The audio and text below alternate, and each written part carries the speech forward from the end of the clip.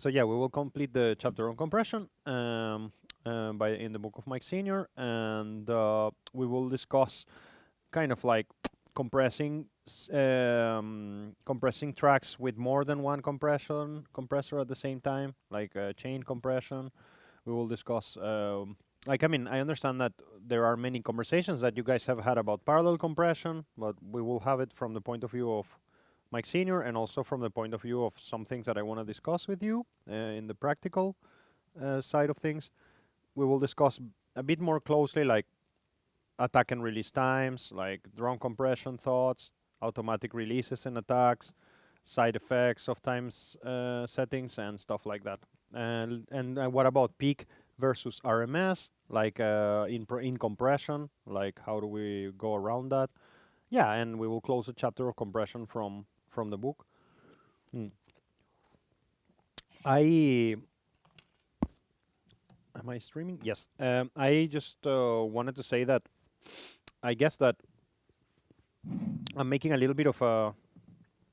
I mean, I don't want to move on until to talk about post production for cinema and stuff until I don't finish some stuff in the book that we are. I really want to close some topics, and compression was certainly one of them. So I'm happy that we're having the second lecture, and I'm sure that we'll cover all the material across the year.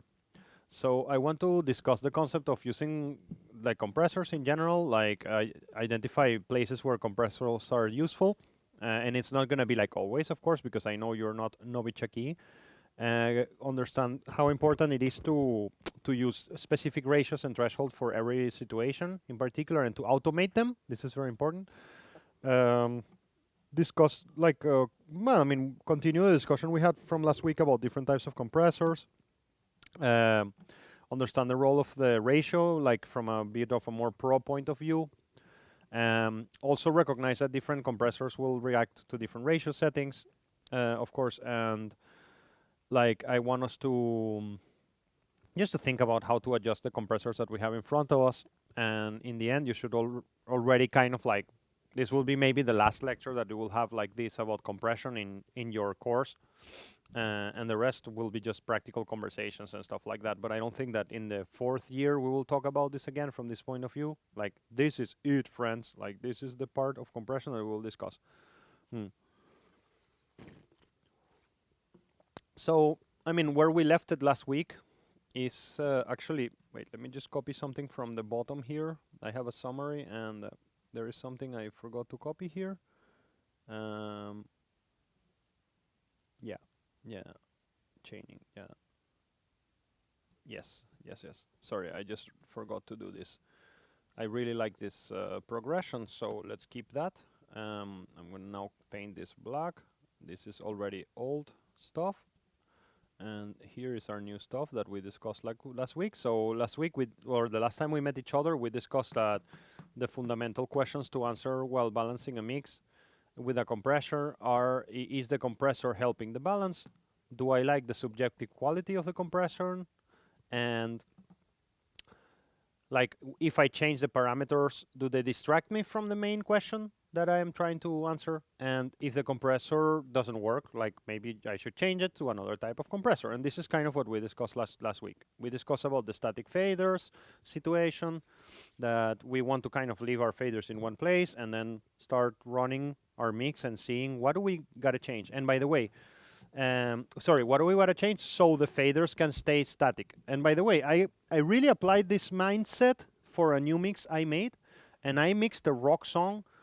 It was like the tracking was really good, to be honest. So, but it was really fast. Like, I haven't mixed a rock song like so fast like that. It was like an hour or something. Like, I just literally just was way much more relaxed about everything, and I was not thinking that I have to overdo anything, and I just like literally just made a static mix and heard it for a while.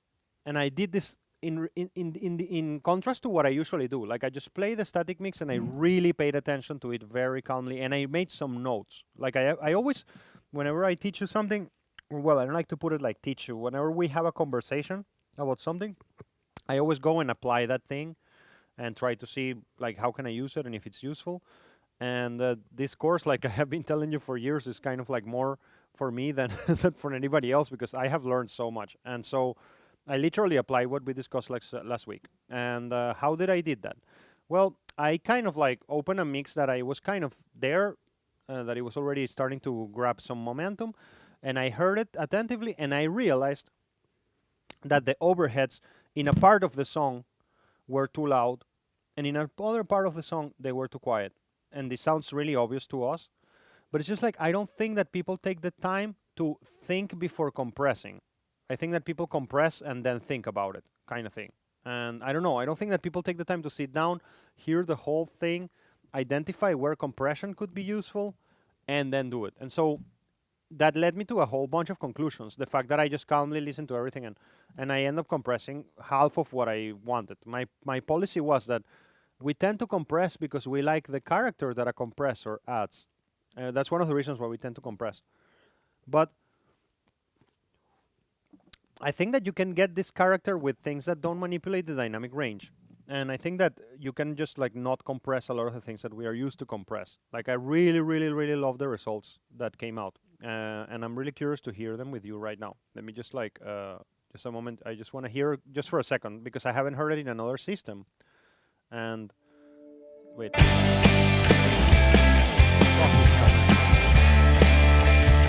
Do you hear it? No. Can you send in our chat? I'll send you this MP3. Yeah. I would love you to comment on this mix, like really like as if I'm your student and you're telling me. I'm going to put it there in the year 3 engineers. And tell me what you think. Hear it for a second and tell me what you think. And then I'll tell you some things. And I really applied deeply what we learned in the last lecture together. I guess it starts like around... Like, you can skip the first 25 seconds.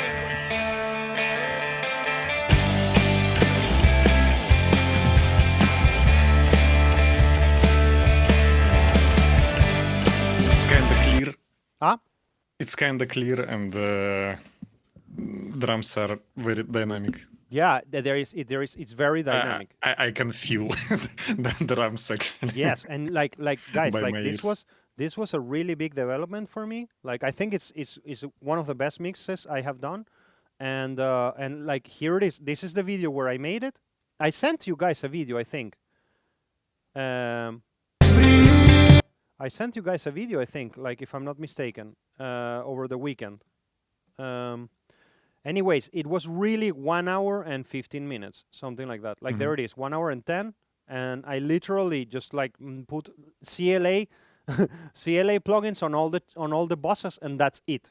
Like that was it. There is a lot of work on the tracking, to be honest. Like so, it sounds so great, but it was the simplest mix I have ever done, and I will not change it because that's my mistake. Like now, in the past, because lack of confidence, I will now go and try to change the mix because, you know, I have to do more. I only work on it for 1 hour. How can that be? It needs to be more deep or something. And like, that's it. That's how it should be. The key was that I really heard it very calmly, and I just like analyzed it, and I just thought, okay, the only thought I had was the snare disappears sometimes, so obviously it needs to be compressed. That was kind of my thinking. The overheads are too loud in a point. So and then it means that they are too quiet in a point, and so I just turn them down in volume until they fit nicely in the balance, and then I compress them after that to bring up the level.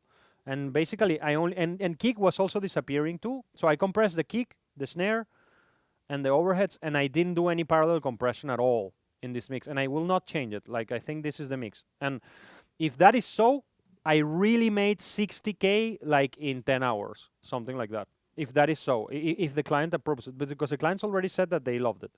So anyways. What the question? What the decision behind the vocals level? Because I think the maybe for like pop listener they're too low. They're too low. Yeah. No, I will certainly tweak the balance. What I'm trying to say that I will not do anything else. I'm trying to say that.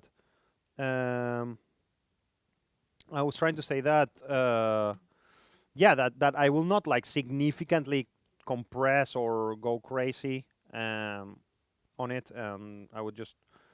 I just mean the We talked about this like long ago when I said to you that I hate compression and all the Yeah, stuff, that, and I like the mix you did because yes. that's what I like to do actually, and that's why I hate compression because the people kinda don't like this approach with not so much like not so huge compression.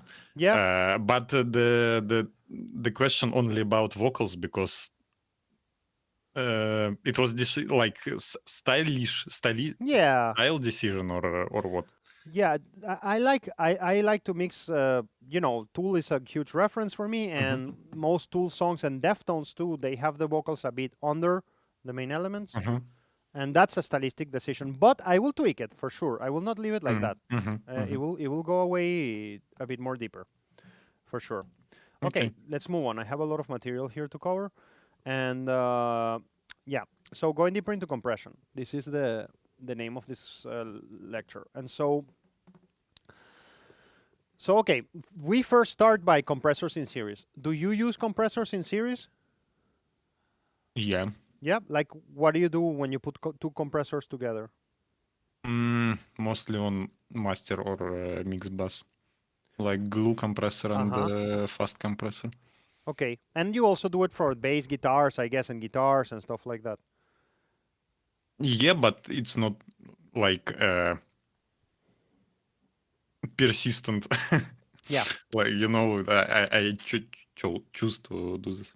Okay, I got it. Give me please 1 second. I'm gonna tell one thing to my wife that she wrote Yeah, me sure. a little bit desperate with something, and I'm just gonna call her and say 2 words and hang up. Hi, and I hang up.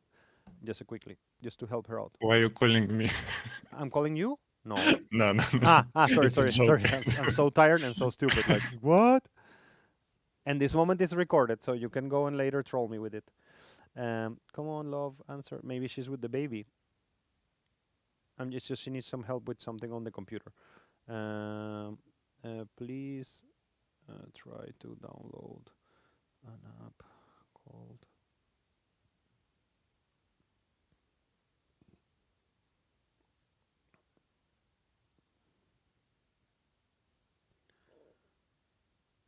Just a second.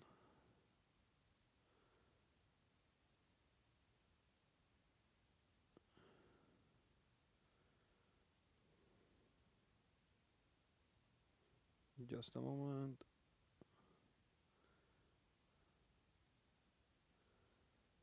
And I'm done. Just let me just write. I'm in a lecture now. I'm in a lecture now. Okay. So yeah, serial compressors. Let's see what what Mike Senior says. Sorry about serial compressors and about everything, and just close this conversation of compressions for now. So of course we use more than one compressor in a track, and this gives you a lot of control for dynamics, and especially when this is dealing with complex sources. Um, you do this when you need at the same time a high ratio control and a low ratio control at the same time for some reason, like maybe changing the detector level or something like that, or the detector sensitivity. Uh, each compressor can be dedicated to a different task, and this gives you more capacity to do more specific processing. Um, and yeah, the important thing is that to kind of like be super. I mean, you use this when you need to be super surgical and clean, and just to make sure that you don't process any of the tracks too hard. So you kind of like use different compressors to sort of like take care of different parts of the waveform. And we have discussed this and we have practiced about it. My main point is to see how Mike Senior sees it. Um, and this can also allow you to blend different things that have different characters. And maybe if you want to just put them together, that can also help. Like, I mean, imagine that you have, let's say, a bass synth and a bass guitar, and you're summing them in one bus for some reason. And yeah, to have different compressors, one kind of can be focused on what the bass synth is doing, and the other one on what the bass guitar is doing. That can help you. Uh, hmm. And he says here something like, I want to read this carefully. This is really important, guys, and I really didn't understood how important this is when I was making the presentation until now. Check this out. This is really useful information for us. coloristic uses of compression should only be considered after mastering the processor's basic. Sorry, I misunderstood. Now I understand. It's not so important, guys. Sorry. I thought that he was saying that, and I really wanted to discuss this with you. I thought that he was saying something kind of like, if you want to do coloring compression, do it after the mix bus is running. That's what I understood, but I'm wrong.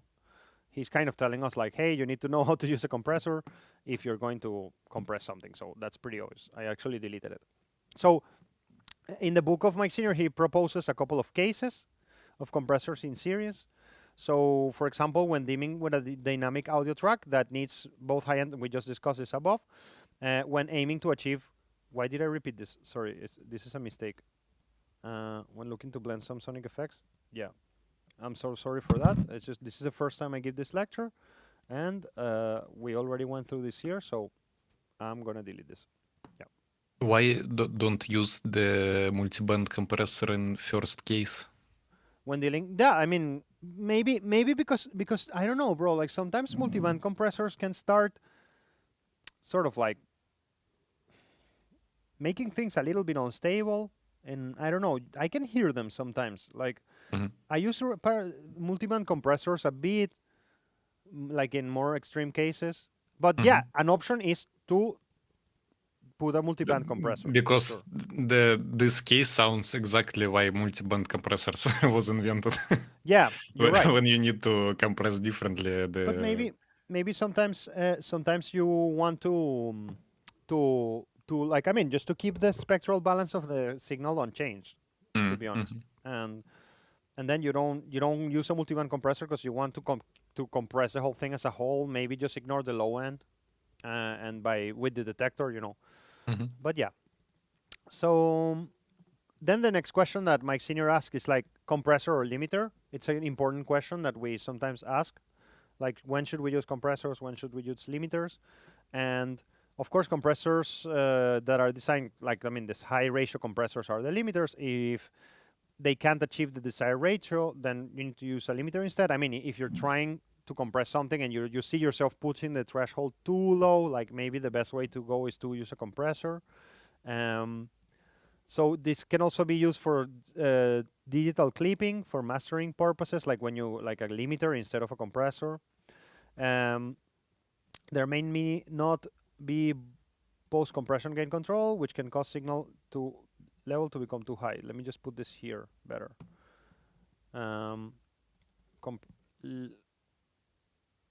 Limiters. Yeah.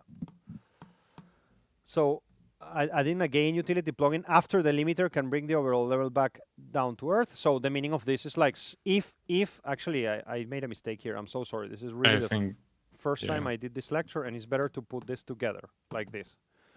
So some limiters don't have a post gain control, so you can add a utility gain after the limiter, so you can just compensate for that. Like, that's pretty obvious. Limiters are usually most likely used in mastering instead. And they're in peak level, so you can prevent digital clipping. And limiters are also great for live sound applications when sudden loud noises could damage the equipment and you don't know what's going to happen. Were you using limiters on this Zalpom setup? Like, I mean, in the digital console, do you know or not? Just curious. Or in the live setups, I don't know. The sound engineer was like guy from Husky. We did like technical setup, but in every like loudspeaker, how it's called, amp. Nowadays, it's built-in limiter. Yeah. I see. If we talk about like modern equipment, yeah. But the like engineers on the venues use like limiters, special limiters exactly for this task. Like, nowadays, I don't do this so much, but using limiters like in kick channels and snare channels, like, it's obviously super okay. Like, it's something that is actually super useful, and I mean, there is like a bit of a, I don't know, satanization of limiters in general. Like, people kind of try to avoid them, but if you know how to use them, they're really cool. They're just exactly as a compressor. It should be like it doesn't mean that you can't create like the sound with these limiters, hardware limiters on amps. Да. It doesn't mean that you can't make sound that will damage like the The equipment. hearing. No. And the hearing, yes. Yes, you're right. That doesn't mean that you will not make the sound that like disgusting. And Yeah. you can use the limiters on this mix just to prevent like bad sound. Yeah. But not to damage equipment, because equipment will not be damaged. Yeah, that's true. So, I mean, in any ways, yeah, we just have to be careful, and limiters can be just like a element of last resource. Also, I mean, apart from everything that it can be an element of last resource just to make sure that things don't go so south. Mhm. And of course, I mean, limiters are more task for extreme control of the signal is required. Like, I mean, I don't know, when the dynamic range is just changing so brutally that maybe you're going to need a limiter for this. Like, I think that I'm going to add here a slide, which would be like, it's going to be like a reclama for limiters. Like, got a snare that needs to be beefed up, I would go for compressor. Got an acoustic guitar that is absolutely super dynamic, and it has a very quiet part and a very loud part, I'll go for a limiter.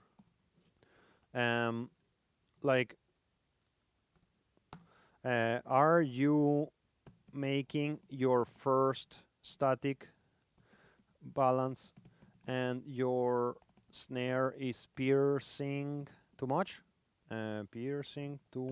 unexpectedly, and you want temporary control,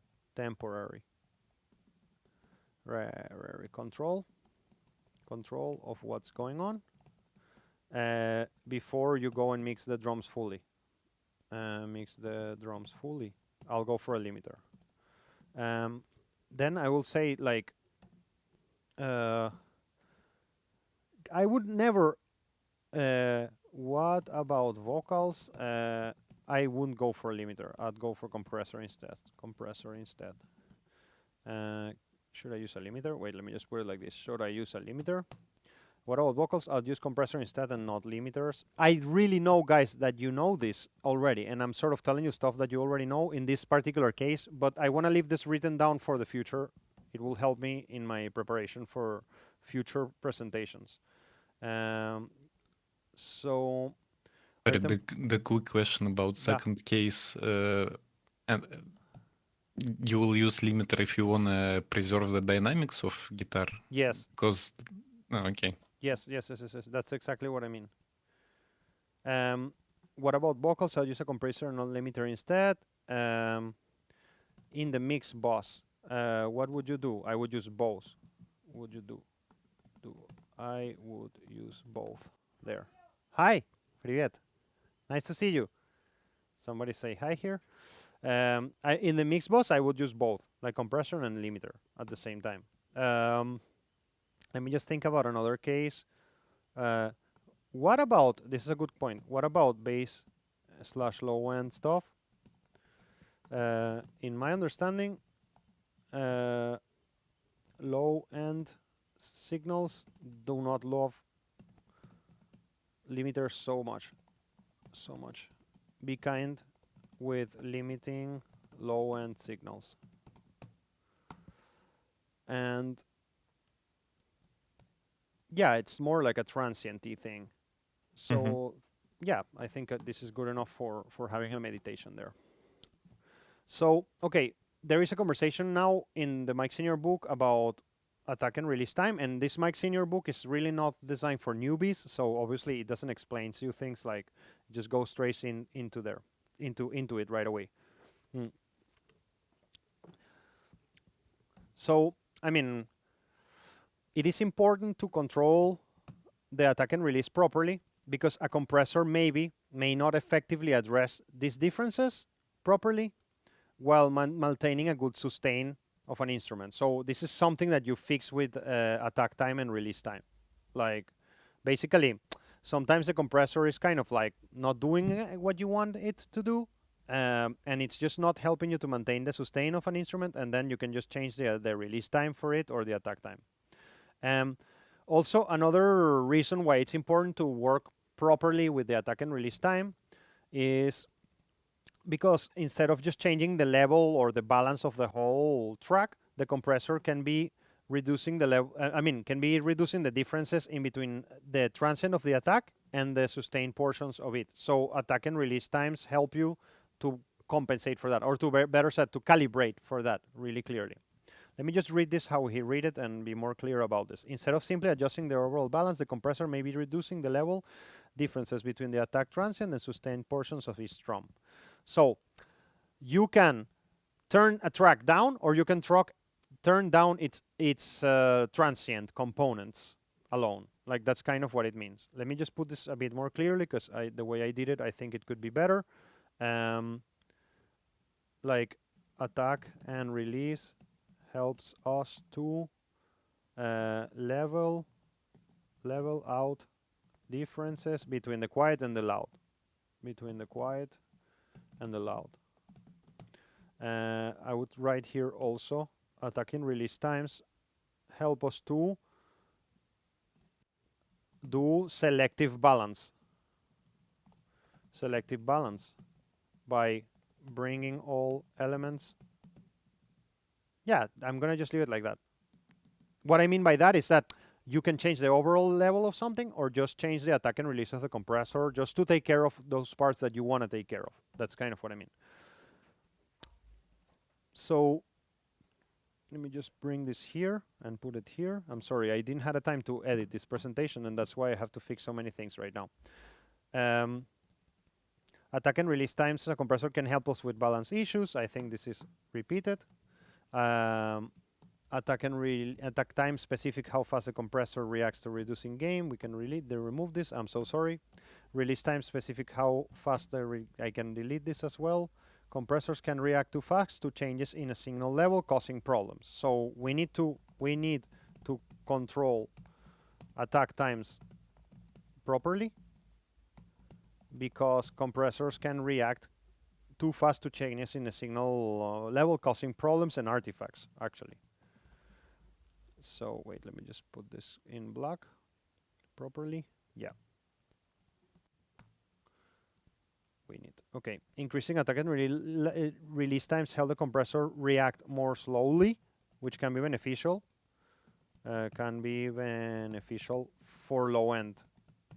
For low-end materials. Slow reaction times can help the compressor track longer-term level variations. This goes here, right? And this can be more efficient for balancing a mix than tracking short-term variations. So basically, let me just put this here. I'm so sorry. This slide is a mess. I'm so sorry for that. I'm a bit complicated in my times right now, guys. So that's why I'm kind of fucking it up. I had no nanny for a while, and it's like the life is a little bit complicated for me right now. I'm sorry for this. So yeah, in short, it's really important to check the attack and release times very carefully, because the compressor may not understand very well what it has to do, because you don't need to turn down a whole track. You can maybe just get rid of the transients, because if compressors react too fast or too slow, there can be artifacts. And also, if we want to take care of low-end material, it's better if we work a little bit on a slower time base than on a faster time base. These controls are usually expressed in milliseconds. This is an important advice that he gets, and I really agree. It's like, avoid getting caught up in the exact numbers. Like, it's just like fast or slow, basically. Like, I mean, all compressors have different values. Like, some of them really say milliseconds. Some of they just have like a time variable, and it's some weird shit, like just like 200. And it's like, what is that 200? Well, no, it's just like some time variable that the manufacturer decided to use. So, I mean, it's important not to just be so obsessed with the actual numbers. And yeah, this is connected to the previous one. It's just kind of like adjust the controls by ear to get the best mix balance with the fewest side effects. If using gentle compression, temporarily increase the severity of the threshold so you can hear what's happening. That's really interesting. And so you can hear what's happening when you change the release and the attack times. Basically, overcompress. Let me put it here like this. Tip. Overcompress to understand what's going on, then return to normal. So just in case this can be helpful, and the compression gain reduction meter can provide a visual guide to how much compression is being applied, to how fast it's changing in response to the track being processed. So notice the speed of the meter of your compression, your compressor, to see if you are synced to the BPM. So I think that the best way to sort of like make this interesting and not so abstract and more to the point so we can learn something, let's take the things that we have discussed until now and look at them in the DAW right away, so we are not like seeing it later and stuff. So we discussed that using compressors in series can be useful, and we discussed that when we have a track that is too dynamic, and maybe I want to use like a high ratio and also mid ratio process at the same time. So I have an acoustic guitar here. Wait, let me see it here. Just a moment.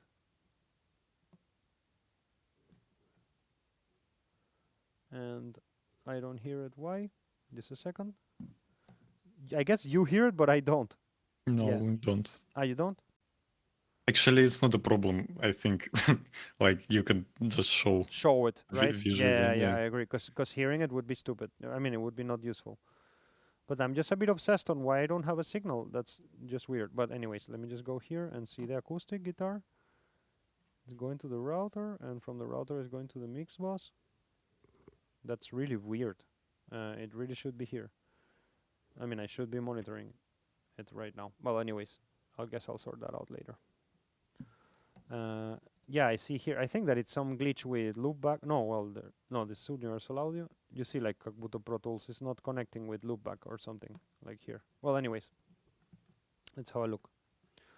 So let's imagine a case of an acoustic guitar. Actually, for me, the double compressors are always better explained or displayed in the bass. Like for me, it's so simple to display it in the bass. And for this, I'm going to, I mean, how I usually do it, I'm going to load 2 neutrons. And the reason why I load the neutron is because the visualization is excellent. It's similar to the one in Ableton. And so I could just have here, you see compressor 1 and compressor 2. Like, actually, I don't need to load two neutrons. And one of the things I could do when I'm going to use compressors in chain is like have this guy in peak and have this guy in RMS. So this is a bass guitar, and this bass guitar moves really fast. And now we're going to think about the peak compressor. Like, let's say that I want to control those peaks that are here. And so I would just go here, increase the ratio until I see compression happening. You can see it there. That's why I love this compressor so much. And look how brutal is the effect of the attack time. Like if I just Actually, Leo, sorry, I think there's something with Pro Tools is broken because like it's 2 frames per second even on stream.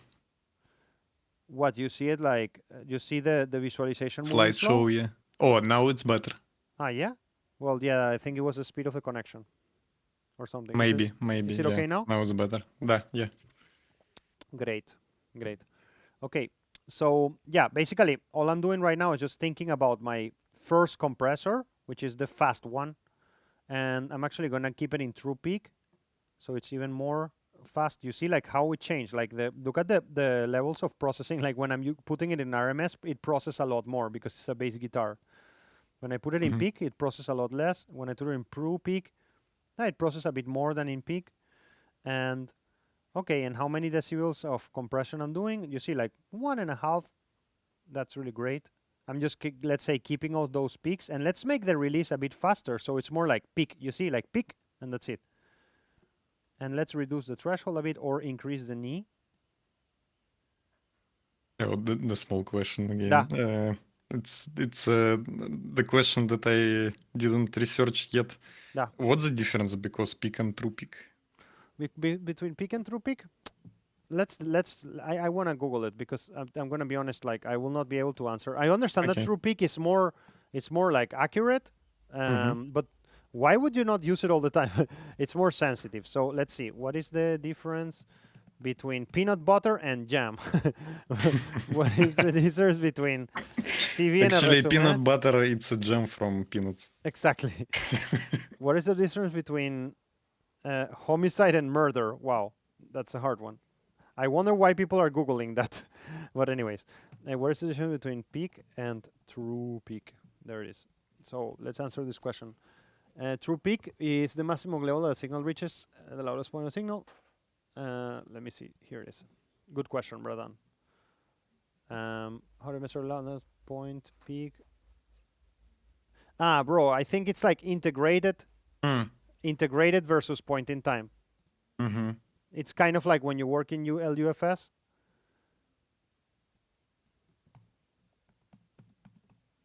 Let me just be sure of that. I think this is more talking about LUFS. No. They both. Here it is, bro. True peak, the maximum level of a signal, level that a signal reaches the loudest point in your signal. And true peak, it is essentially measures the peak, but a more detailed level can get a more technical difference, but really doesn't matter as they measure the same thing. The maximum level of signal research using either is fine, but if you have okay. But there is same description in peak and true peak. yeah, it's just not useful. Let's see another one. Loudness, no. Difference versus no.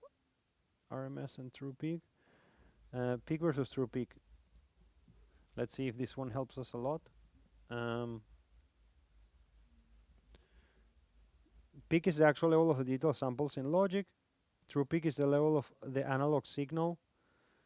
Ah, great. That's it. Wow, that's amazing. So let me just put this in the presentation. Actually, peak is digital, true peak is analog. Exactly. And so it's kind of like I would guess, if you think about it, like I would guess that true peak would be less accurate. Yeah, kinda. In a way, like I guess. So I'm just gonna put this here in nearby the conversation on compressors. Wait, where did we use the word true peak here? Peak. It was in the Pro Tools. No. I know that, but I okay. also wrote here, like I just want to put this here. By the way, what's the difference between peak and true peak? Yeah. No, I don't want to do that. By the way, what's the difference between peak and true peak? True peak. So let me just shrink this and close this. And let's just put that image that I just made there. Desktop. Okay, here we are. Cool.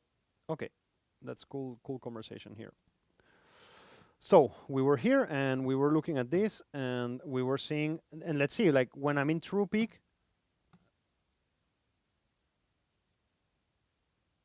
I'm just checking, like when I'm in true peak, I get more compression, by the way, which doesn't surprise me. I mean, it just kind of like emulates the analog feel of a compressor. Okay, so I got the peak compressor doing stuff. I wanted it to be more focused than what it is now. It's like very spread out. And you, I'm really curious to see here. This is going to be a cool exercise. Do you understand what I mean? That I want it to be more focused on the attacks. Do you understand what I mean? Kinda. Okay, look. When the bass player hits, I would like only like a little. I would like only like a little. You see, like all of this sasiska gets compressed. Yeah, and fast I would compression on the strums. Yeah, I would just like peaks. to catch the peaks, right? Like and not to catch like so much of the body of the bass. Like this is a great example. Look at the waveform here, and you see like, and then I have this. All of this shit is getting compressed. So I ask you a question: how would you sort that out? There is an answer to that. The answer is really clear. Could be threshold, but there is another way that I think is better, which is to use the the equalizer on the detector. You see, like if I remove low end from it, yeah, that's the best way. There you go. You see, tick, tick, tick. I'm only touching those guys now. And I can actually, like, you see, I can actually emphasize a part of it. There you go, like where the attack is that I want to compress. This is so useful. And look at, and it's so beautifully done here in the isotope, right? Like the fact that you have the equalizer of the detector here. It's really amazing. Yeah. So, okay, that would be some way. And then I will work in my second compressor. And look, like once again, discussing that thing that we just discussed. One of the things you can do, so the second compressor focuses more on the sustain of the signal, is, for example, getting rid of the high end from the detector so he doesn't seize the attack at all. And then just focusing it. And that's actually how you do it. Because you see, Dima, back to your conversation about multiband compression. It's like this thing can be frequency selective while at the same time not compressing selectively each frequency. So what I mean by that is that the whole signal will go down in a certain moment when I want to, and not just a part of the signal. Maybe I want to change the whole dynamic range, but I can still make it to be focused on a certain frequency range by manipulating the detector. That's kind of what I mean. And that's really useful. That's really cool. Yeah. So, okay. So great. I'm continuing here with my RMS compressor. So, yeah, that's exactly what I want. You see, I don't want him to catch the transient. So I can even make the attack a bit later. So he will react a little bit later. You see, very slow attack. That's very brutal. And then I can turn down the threshold so I can get some really nice... sorry, that's a makeup gain. Let me turn down the threshold. I want to get a really nice compression of whatever happens after the transient. So here's the transient. Look at how the transient is absolutely not getting touched at all. I'm touching it with this compressor. And then the release, let's make it a bit faster so he returns before the next compressor triggers in. There it is. Boom. Like it starts after, so I'm kind of like doing very selective compression. Like this guy is compressing. I'm going to make the release here even faster. So it's kind of like tuk, even faster, tuk. And the attack time can be even faster. So I have this tuk, great. And then in here, I'm just catching whatever follows, like this little belly here. Would be nice to hear how it sounds, but we will not have that luxury because my system won't allow me. Let me see something. If I switch this off here, that's so mysterious. Is something solo? Yeah, man, I'm so... No, wait. No, yeah, I'm correct. We really should be having a signal. Ah, bro. So, like always, whenever there's a problem, the problem is me. It's not the computer. It's always like that. So let's see. Anyway, we can hear it in... Yeah, you will. Ah, you can't? Ah, no, but you will, Radan. This is just one click and you're there. Here. Speakers, no. Microphone, here. Hey, okay. Now you will hear it. Anyways, it will be crappy. You can hear it on YouTube, but... Let me just see it. Here's the bass. Yeah.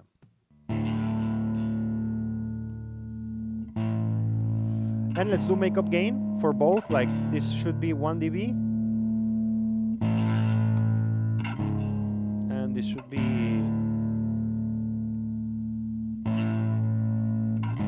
Let's increase the ratio and take the threshold down a bit so we compress more. So this should be kind of 1 dB too.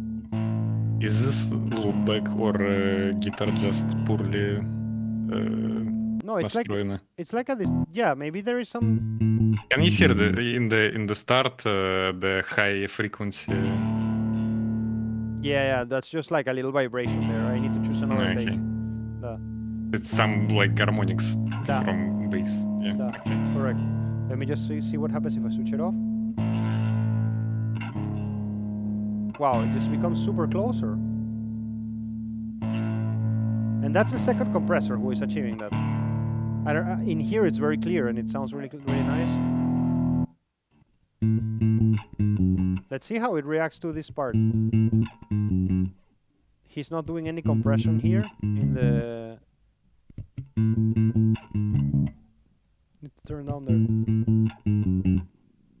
try true peak here. No. Okay. Change the knee value. Yeah, I just want to make sure that I catch those transients. Okay, great. Okay, well, this is a conversation about using compressors in series. And I think that the key is to use the detector or the equalizer of the detector. Let's see, what else did we discuss here so far? Yeah, we were in these cases, like...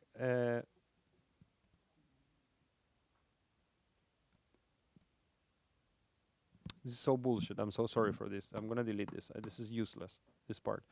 When looking to blend the sonic side of several different characterful units, like imagine, yeah, that, well, I mean, the process that we just did, which is to kind of like selectively filter some frequencies before the detector, we can do that with a boss that is summing different elements. Like imagine that you have a acoustic guitar and a bass that were recorded live together for some reason because the engineer accidentally joined the channels or whatever.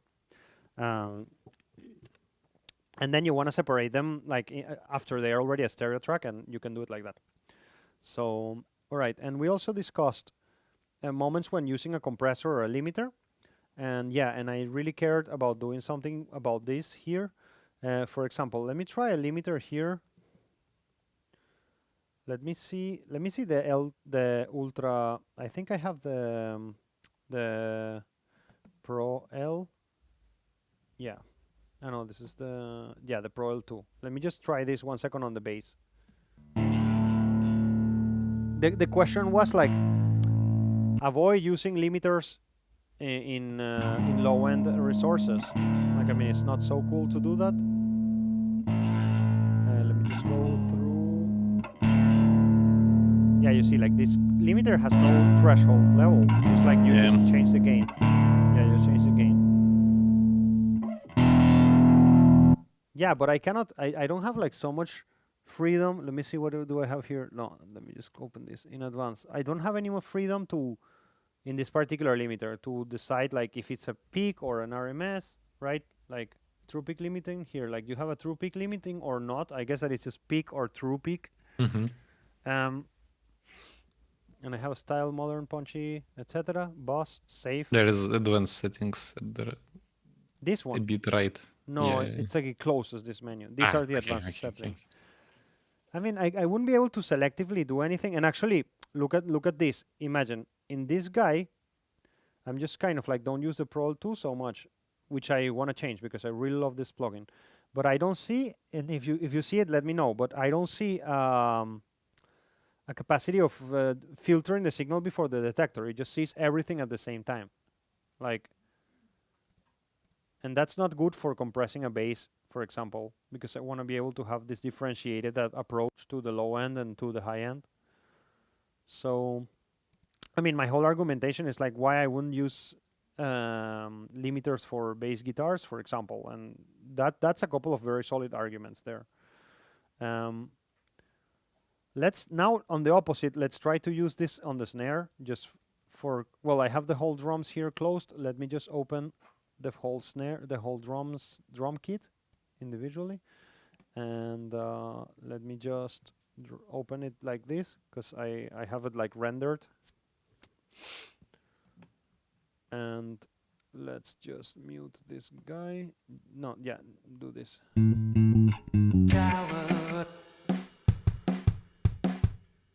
Now let's use a limiter on the snare and see how it behaves. Sorry for that. Let's use a limiter on the snare. L2, Pro L. Sorry, Pro L. Here it is, Pro L2. Yeah, in here it's like more pañatna.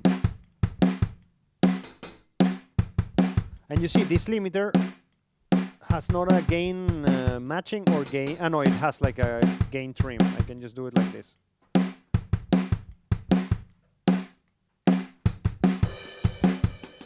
Well, now it's obviously quite louder, but yeah, I mean, that's a way you can use a compressor, a limiter for a snare, and it's gonna be really nice.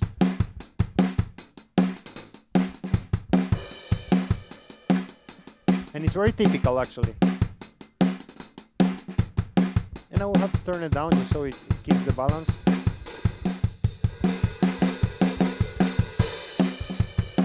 Now, this will create me a very obvious problem. Do you know which one it is? When I use a limiter in a snare. Mm, Do you have any idea what can be that very obvious problem? That the ratio no, is not really. the ratio is so high that I can hear so much bleed. Like maybe you don't hear it there, but it's like really brutal because the ratio is so high. So, I mean, basically, you're gonna very rarely end up using a limiter in a circumstance of mixing. It's more like a mastering tool. Yeah. It sounds really awesome, but it kind of like brings so much bleed that it's more problematic than solution-y. It creates more problems than what it sorts out. So I would not go for it again. Like I would definitely. I mean, in that mix I showed you, the previous mix that we heard, there is one limiter, and that limiter is here. I tend to put it there. It's like the last limiter, the last plugin in my router, you know, and that's it. It's there almost not doing anything, just for safety, so nothing clips, and that's all. Like, but anyways. So, and we discussed the attack times and the release times, and I think that we just demonstrated that as well. So, what follows in the Mike Senior, we just demonstrated. I mean, when I showed this limiting in chain, we discussed how to put two compressors together. Sorry, compressing in chain, and I think that in that moment we discussed enough attack and release times, like to let go and continue. Yeah. So the book discussed then drum compression thoughts. So fast attack, fast release. If you have a fast attack time, then the compressor will respond quickly and reducing the gain swiftly. So you have to see the attack of the compressor, attack time and release time. It's a little bit like as the threshold at the same time. Like, let me put a distressor. With the distressor, is super, super, super obvious. Wait, let me just drop it here. Distressor. Pickle up distressor, and it should be stereo one. So let's say. So look at the amount of compression that is happening.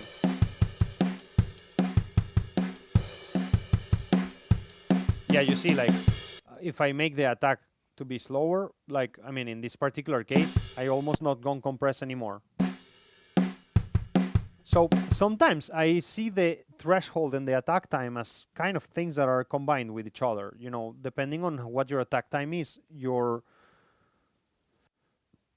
compressor will be triggered faster and it will compress more of the initial part of the signal. And if you are in a snare, that's going to be a considerable part of the signal. So, I mean, what this first point means, and it's obvious and we know it, is like you can change the amount of compression just by changing the attack time. And the same with the release.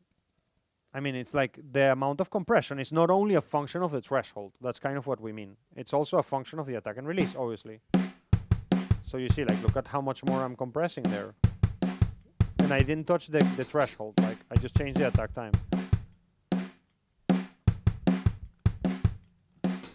Let's see it from the other side, on the released side of things. You see, like...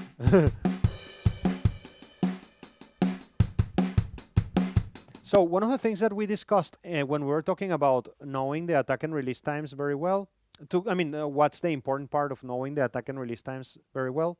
One of the things that we discussed a couple of minutes ago is about the separation between each transient, and this is obvious. We have discussed it so many times. Like, you want your compression to stop before the next hit hits.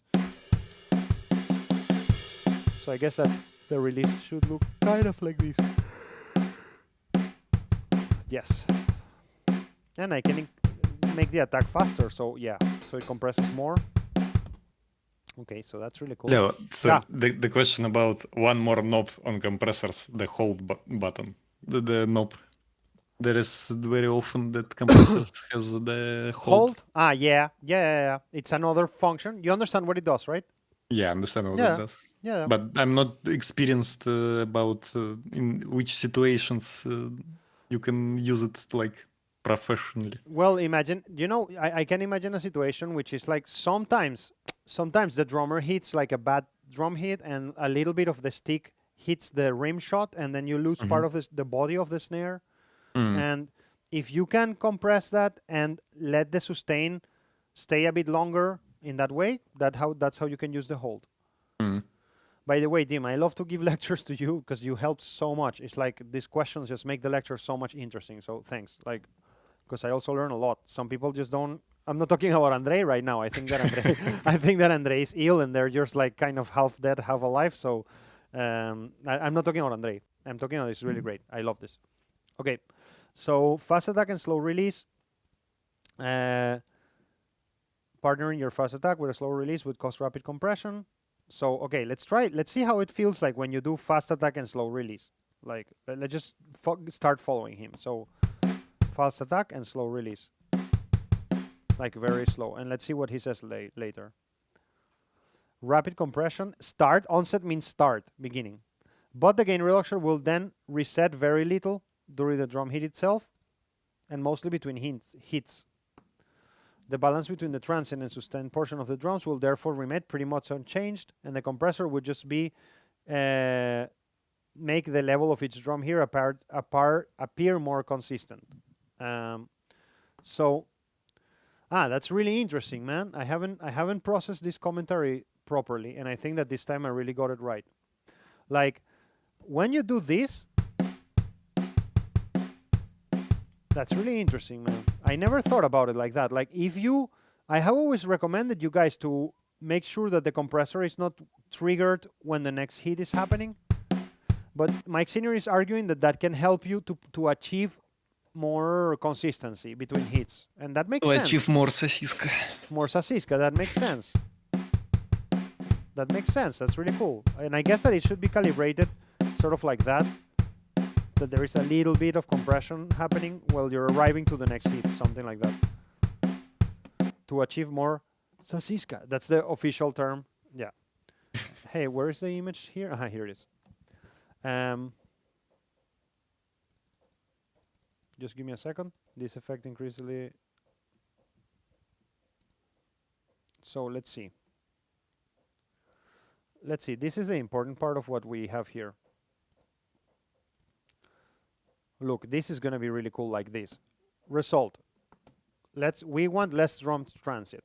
So we do fast attack, fast release. And then here's the explanation. We want also, let me just put this in red. We want a situation which is more consistent performance. So fast attack, slow release. Very useful. This is how it should be, man. Now this is useful. So more consistent performance. Then you want fast attack, slow release. And let's just do this and then leave this part in black. And then the next, let me just write here the word result. And then the next one is, the next result that we want is less drum sustain. So let me just color this. Slow attack, slow release. If we want less sustain. Nice. Increasing the attack time too much will allow some of each drum's transients to sneak before its gain reduction clamps down properly. This effectively increases the level difference between the transient and the rest of the snare sound. So let me see it. Let's do these 3 cases. So case 1 is less drum transient, fast attack, fast release. Fast release, fast attack.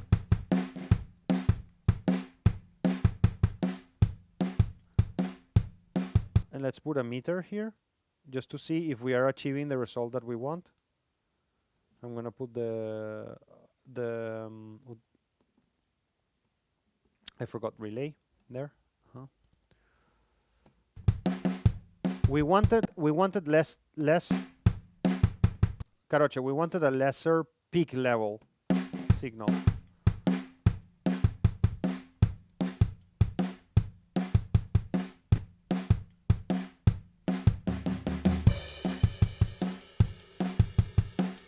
Wow, there it is. There is a very big difference. Look at the peak level up here.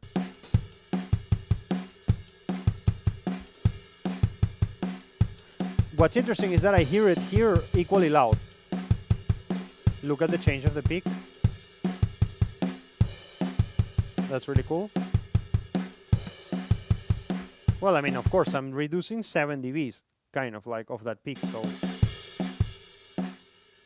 okay, we demonstrated the first case. The second phase, like more consistent performance. So it's fast attack, slow release. So let's leave that attack how it is. So now the distance between the RMS and the peak signals should get closer.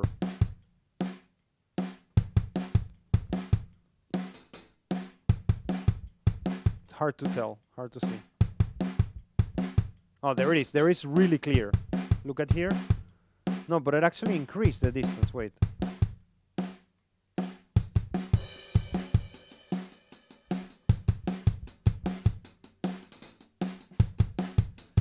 Let's increase the volume now. Leave the same peaks where they were, -10.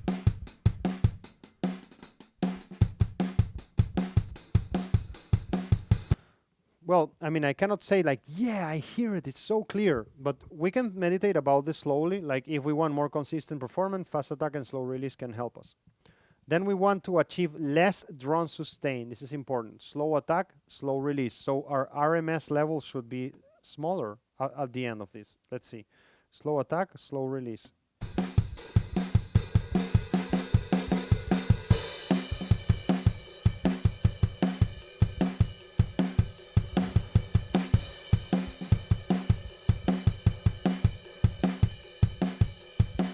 So yes, the difference between the peak and the RMS changes considerably, and actually it starts favoring the peak. Look at it. Look at it. Look at the RMS level, how it goes down.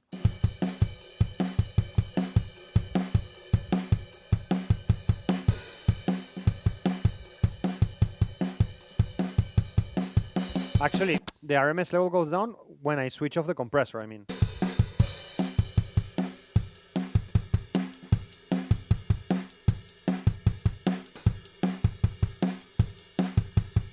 Yeah, nice, nice, nice. Nice difference. Okay, so we reduce the sustain. That's pretty cool. Adjusting a compressor attack and release times can help tackle balance problems. If a snare drum, like if you put those settings, you will obviously get different results. You can either have less drum transit or more consistent hit level, less sustain level. And I mean, the capacity to achieve this thing can be in newcomers, but yeah. And it's why, of course, most likely compressors presets will never work because, yeah, it depends on the actual individual situation. This is going to be cool. I mean, there is this question that appears sometimes when we're thinking more deeply about compressors, which is kind of like, what about automatic release and automatic attack? And how does it works? So the automatic and attack and release times use like an algorithm that is there to adjust these times based on the input signal. So I would imagine that it has a timer. So it's kind of looking like threshold was crossed, threshold was crossed, threshold was crossed. And once it finds a rhythm, it kind of like adapts itself to it. It's like, okay, threshold were crossed. Then I will wait X amount of time for the attack release to occur, and then next one. Threshold is crossed, and so on. Faster attack time is applied to reduce gain quickly when sudden transfers occur. Why is this here? Sorry. Whoa. Sorry, I made a mistake here. I think this is like a duplicate. Yeah, now it's cool. Slower attack times is applied smoothly by releasing the gain reduction after transit has passed. Automatic attack and release time can result in a more musical and natural sound, especially for complex sounds such as lead vocals, acoustic guitars. But I don't know. I think that this is a dangerous thing. Do you use the automatic attack and release, guys? No, because I don't really sure how it works. Da. I use it only in the SSLG bus compressor, in the mix bus. And let's see it. Let's see it here. If I put it, it will be part of my mix bus, so...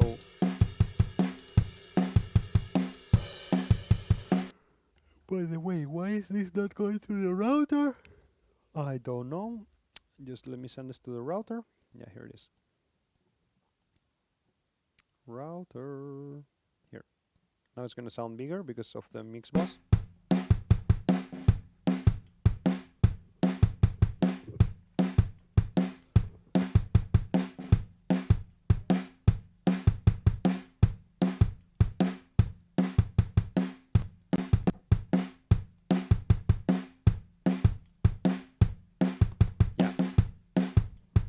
So let me just drop here a compressor.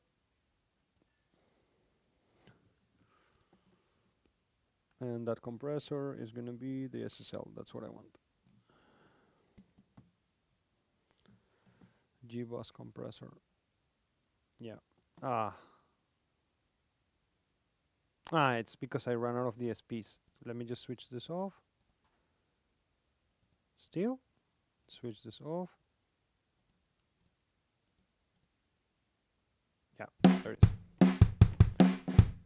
Do you guys like, I mean, if you look at this compressor, do you know how to use it? I know it's a very stupid idea, but I just want to understand how much I'm going to talk right now. Like, if you look at this compressor, do you know how to use it right away or? Yeah. Yeah, okay, cool.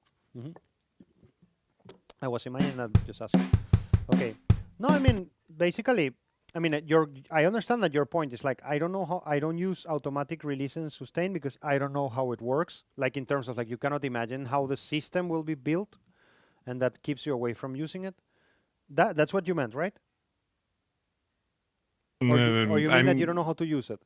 I mean, I don't know. I'm not sure about like the algorithm behind the automatic exactly. and all this stuff. Not like algorithm so deeply like in the engineering of the compressor, but the algorithm. Actually, what you said in the start of the automatic release time discussion, that how it calculates the release time. Yeah. And I'm sure that different compressors do will it have a different differently. algorithm. Yeah. That's why, actually.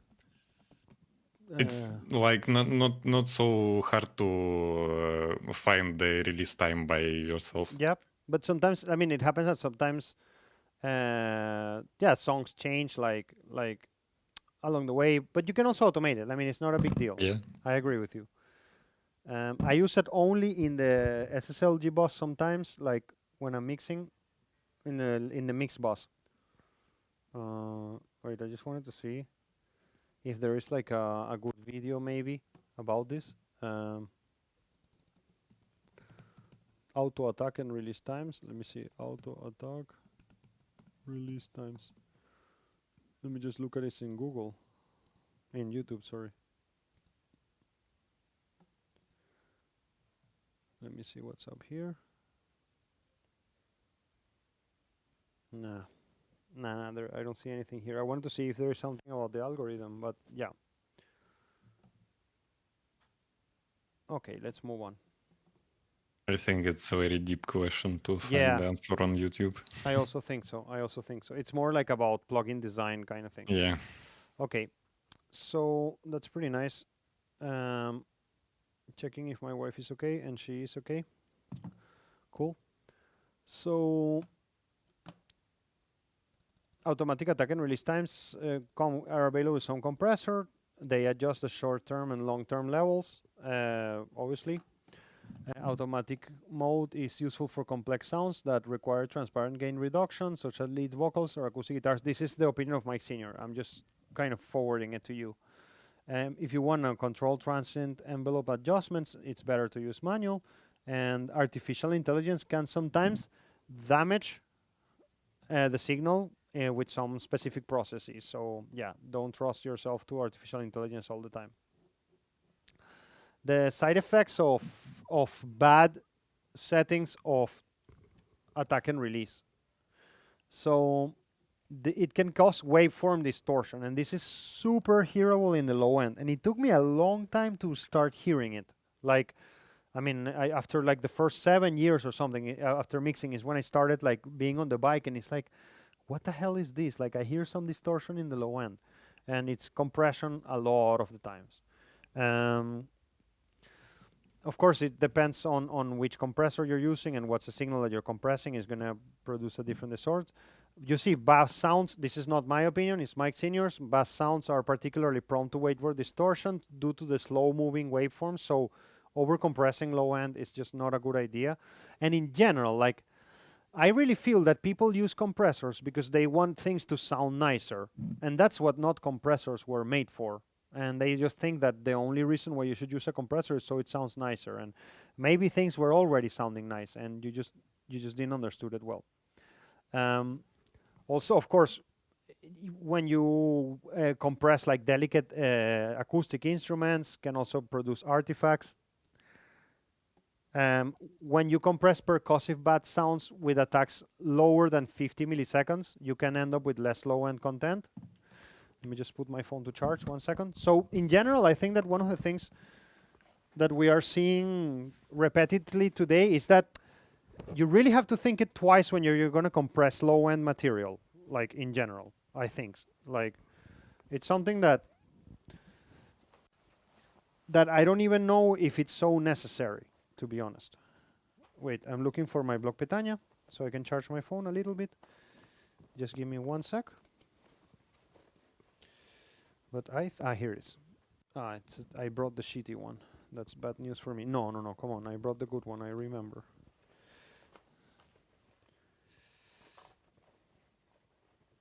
Here we are. There we go. So I just urgently need to charge my phone because as soon as we finish, I have to call somebody. So, moving on. Moving on, my friends.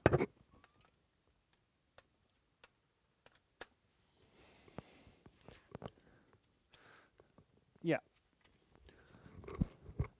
The compressor impacting the lower frequencies more than the higher ones, which shifts the tonal balance of the sound. Look at this.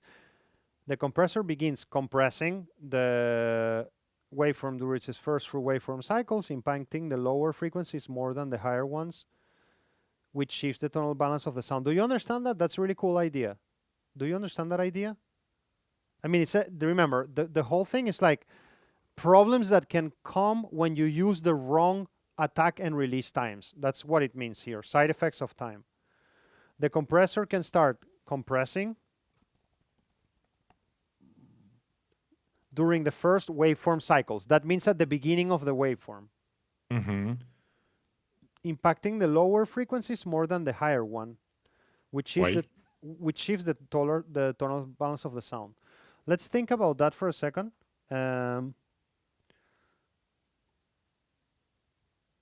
I would think that because the higher frequencies pass through the process, you see? Yeah, and the low frequencies are slower, so they end up being more effective. Because the compressor is not fast enough. Yes, exactly. Exactly. So that's why, again, like, we are talking a lot about low-end compression, and that's one of the reasons why. And, you know, I started hearing that before I started understanding it, kind of.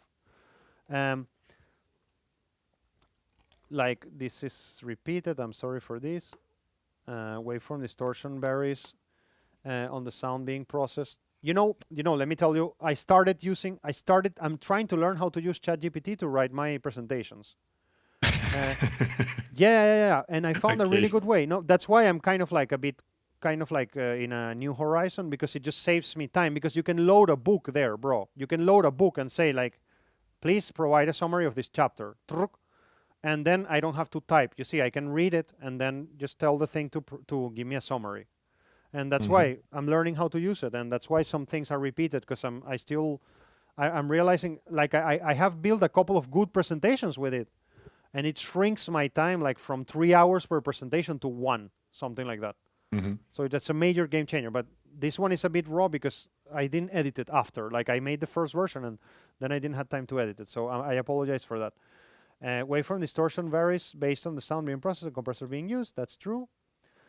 Man, I'm telling you, this whole ChatGPT, bro, it's a remarkable game changer for our humanity, man. It's really crazy. I was not understanding this until very recently. Like, I mean, I was very against the thing until I started using and I started getting it, what it means, and it's remarkable what's going to change in our lives, like, very much. So anyways, I'll tell you later. Yeah, but in, like, current stage, people don't understand that you can't use the disadvantages if you are not professional, because Exactly. ChatGPT can give you You got it. full of shit, Yeah, and you will not understand that you got it. this is shit. I would be terrified to be in a process of formation right now. Mhm. Like of me being like I'm already a fully formed adult and professional, and then the tool is super useful. Like, look at this, man. I was doing this yesterday with Anya. Like I sent her this.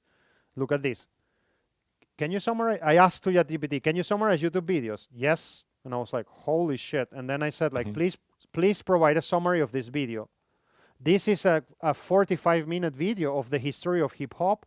And all I wanted was to write some slides that can help me to guide the conversation with the students.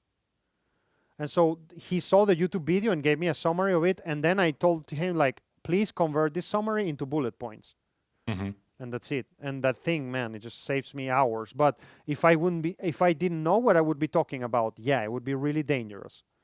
This is super dangerous, man. It's super dangerous stuff, but it's for those who are ready for it, it's extremely useful. Like, look what I wrote to Anya. Like, I just became like 4 people in one. Yeah. But again, like, I mean, for example, the previous presentation I gave today, I curated it. After I made it, I cleaned it very much. I had time to fix it, and it was a lot better than now. I'm sorry that it's such a PCDS effect. Yeah, this version of ChatGPT, it's like beta test of algorithm. Yeah. Algorithm. But How?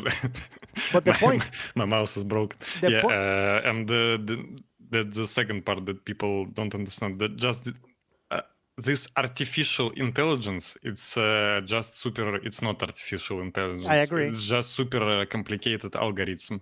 Yep. How to say Algorithm. Algorithm. Yeah. And what we can use now and what we see is just the beta test of this algorithm. And every algorithm is broken when it's firstly written by people or like written by artificial intelligence. Yeah. And you should fix this algorithm.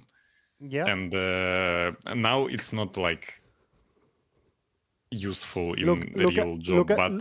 Look at what I wrote yesterday. This is my Nostr account. Like, I propose to favor the name chatbot over artificial intelligence to all the ChatGPT type systems. Anyone with me? Nobody answered. So I think that it's only you and me, bro. But I agree with you 100%. That's why I'm showing you this. Like, I don't like to call these things artificial intelligence because they are not intelligent. Because it's not intelligent. Yeah, but anyways, nobody agrees with us, bro. It's only you and me. So okay, let's go back to this, and we were here. So delicate acoustic instruments can also present difficulties with distortion artifacts, obviously. Compressing percussive bass sounds we discussed this already can result in low-end content. And the compressor begins clamping down to the first work. We just read this, sorry. Changing the attack and release times of a compressor can affect the amount of gain reduction that happens. Obviously, it's like a summary of what we just discussed. A short transient and very little sustain sound like a psych stick sound. I really agree with this. Like, I mean, you can end up killing the sustain so much that the whole thing starts sounding kind of like thinner, and it's really careful. Might bypass compressor with a long attack, even if it goes over the compressor's threshold. It's important to keep adjusting the compressor threshold and ratio alongside with attack and release times to account for those changes. So this is really important. Like, when you are changing the attack and release times, you also need to be changing the threshold. Let's demonstrate that 1 second with that same bass compression that we were doing.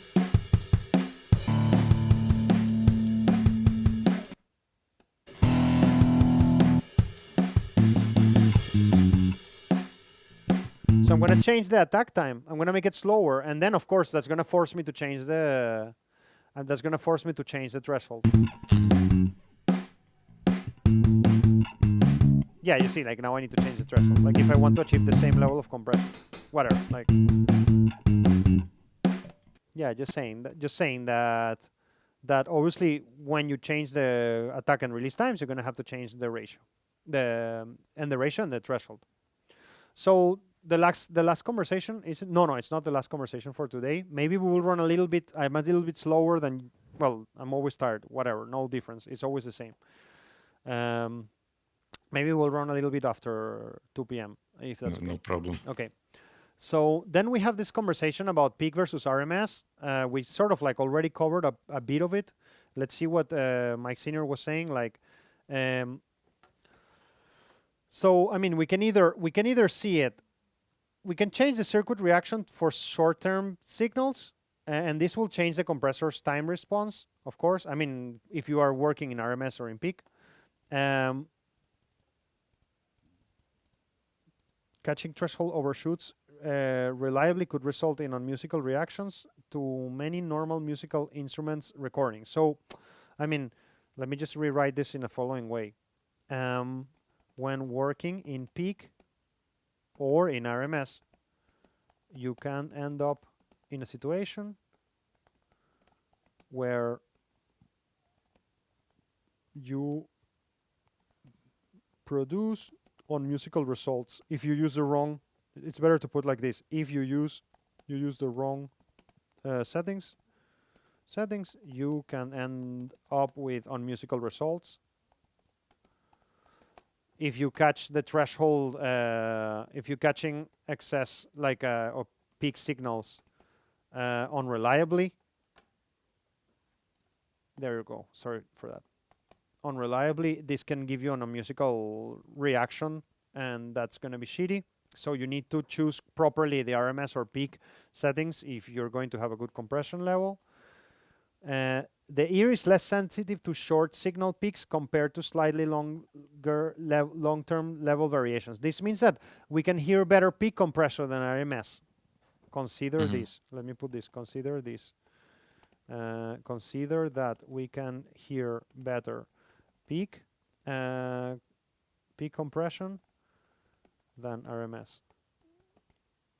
It's actually the opposite. I just wrote exactly the opposite. We can hear better RMS than peak. Sorry.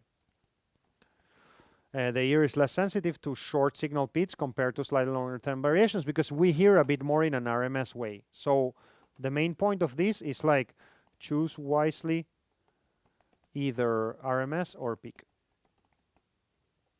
So that's really important because of the following reasons. Like, come on, bro, come on. Oh, okay, no, I made a mistake here. Go. A lot of compressions average their level detector readings over time to match the ear's response and achieve a smoother compression of sound. So, I mean, many compressors that don't give you the function when a comp does not give you a function of peak versus RMS, you can assume it's an RMS compressor. It's an RMS compressor. It's a lot of compressors average their level detector readings over time. So you see, like what I mean, like most of them are set up to be RMS if they don't give you the option to choose. That's important to know. Some designs provide pitch area control to vary the amount of averaging manually, so you can change it. So let's just put this here, like here. And peak average gain control interacts with attack and release times control, so adjustments needs to be made for the best final setting. So when you change peak or RMS, you also affect the way the attack and release times works. So you gotta adjust after you change. If you change the peak to RMS, you're gonna have to also check that your attack and release are behaving in the same way. Like that's important. And we reached the point to parallel compression. Let's see what he says here. Compressors can be used in a send return loop setup, mixing both process and non-process signal. That's obvious. Did you know? I didn't know this, that it was called like that. This technique is known as New York compression, by the way, which is used by many professionals, but underused by small studio operators. I don't agree with that. I guess that's his experience, but in here, everybody parallel compress. The cool thing is that we can still... What's the year of the book? This book? Good point. Yeah. No, it's kind of like 2010. Yeah, maybe that's the point. I think that's the point. Yeah, I think it's like 2010. The advantage of the parallel setup is like, yeah, of course, we keep some of the original transient dynamics, and that's really cool. Mixing on compressed sounds with compressed sounds can maintain transients. And engineers like Joe Barresi are really big fans of parallel compression. So you see, this is where this is like where I'm fucking it up. Like when I don't clean the presentations after what I did. Like this is a duplicate, and I need to check it before. The parallel setup ensures that uncompressed signal retains on the tracks. Yeah, and why am I repeating this? These techniques helps reduce undesirable side effects, whether it's fast attack or far. This is true. I mean, you can, some of the problems that come out from the wrong dialing of attack and release can be compensated by parallel compression. It's especially useful for transient reach instruments. Yes, that's correct, such as drums. So I mean, it's the percussion, piano, etc. And the sound of the compressed signal on its own in parallel processing is irrelevant. So I mean, basically what he means by this is really important. It's like the combination is what matters. Like you need to group them, and to group them in a new track that it's the parallel plus the old track combined. Because if not, you're kind of like contradicting the principle of parallel compression and why you wanted to do it in the first place, basically. So yeah, just give me a second. I'm finishing a lecture. Can you wait a couple of minutes? Yeah. Okay, great. And another thought on parallel compression. If you want to overdrive, like it can be a really way to achieve some juice without any tonal or distortion artifacts. So wait, let me see this. In professional circles, this approach tends to focus on the most important sonic components of the mix, such as drums and lead vocals. Yeah, I mean that you will most likely do this on the most important elements of your mix, and not on all of it. Yeah, and compressor usage is subjective. If it sounds right, it sounds right. So what it means is like sometimes we're gonna end up doing some things that seem to be kind of unorthodox, but if it sounds right, it sounds right. That's how it is. So yeah, I just literally got rid of this, and I can delete that. Okay, great. Something negative of parallel compression. Fading up either process or process signals affects compression nature and overall level of track of mix. Like I mean, basically, that's what he meant about treating your parallel compressed signal as one signal and not to change its individual elements, because it can just change the overall balance of the track in the mix, and that's not going to be cool. If you change one of them separately, I mean that once you parallel, that is your new signal. It's not like that you have the old on parallel and the new process. It's like your new signal is the summatory of both. Yeah, and this is exactly the same thing. Grouping both signals to a new channel, and use a group channel to set a balance. Like this is really important. So let me just put this. All of this is part of this idea of yeah, here. I'm gonna move all of this here, and it's gonna make more sense, like that. Yeah, it's all of this is part of that. Yeah. Some compressor designs incorporate wet-dry mix controls. For me, that's the best way of doing parallel compression. Just saves you all your time. And there can be phase issues. This is really true, man. It's really true, and this is especially dangerous, especially with DSP processing. Was like my first question. I have noticed, which I skipped. Ah? Yeah, it was my first question about the parallel compression, yes. which I skipped. Yes, so there you go. Like, I mean, this is really critical, and I have noticed it very much that if I do, like, let's say I send the snare to a new track, and then let's call this snare parallel, and then I parallel compress that. Wait, let's just have a look at this. And I parallel compress that, and if I put a certain EQ, I get comp filtering and very brutal one. So, and that has made me like sometimes not decide over a certain compression, because even though Pro Tools and all these programs have compensation, delay compensation, depending on the speed of the processing. Man, I still don't know why, but I still hear it very clearly. I think that's the reason why you should use the plugins, parallel compression, special parallel compression Yes. plugins. Yes, I agree. I agree. Not to mix the different tracks like with compression and Well, without. look at this, what he's saying right away. It's like what we are discussing right now. Digital systems have potential for short latency delays in analog to digital conversion and DSP processing. And you know what happens a lot, bro? When you are compressing with an outboard compressor, sometimes you can hear the digital to analog conversion delay, the analog to digital conversion delay, like that it's produced by the system. This is really important.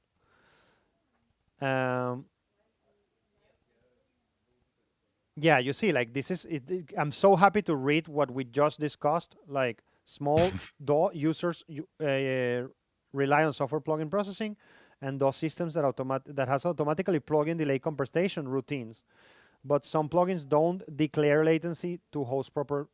That's really cool, man. I didn't understood the reason, and that's the reason that the plugin it's kind of lying about its latency. And then the system cannot calibrate properly. So keep an ear peeled. When you are parallel compressing, you should be expecting comp filtering and you should be searching for it. That's really important. And I agree, 100% agree. Yeah, I mean, that's kind of very obviously like when you mix them both together, you can end up with a new tone. Let me just rewrite this in the following way. When you sum parallel, Короче, check the phase of parallel and unparallel signals often. This is really important, man. Parallel versus unprocessed. Let me just write here processed versus unprocessed signal often. As there can be phased issues even when you're synced in terms of latency. Can be a spectral problem. So yeah, and the last little bucket here of information that he discussed, it's about compressing lead vocals. So because lead vocals are so wide in dynamic range, they are hard. They require like a more careful approach than everything else. This is really important. Copy sections of the vocal that have different sounds to or levels to different tracks, so you compress them individually, and that's a really cool tip. It's like it's kind of like, let's see it with this particular case. Like I'm down here, and then here is like the. Let's say that I'm here. What he means basically is like, imagine to have one compressor for the hard parts up here and another compressor for the softer parts down here. And that's it. And it's just like you put a compressor in this track and a different compressor here, and you just treat your hard parts and your soft parts differently. You know, that's what he means. Copy sections of the vocals that have different sounds or levels to different tracks and process them individually.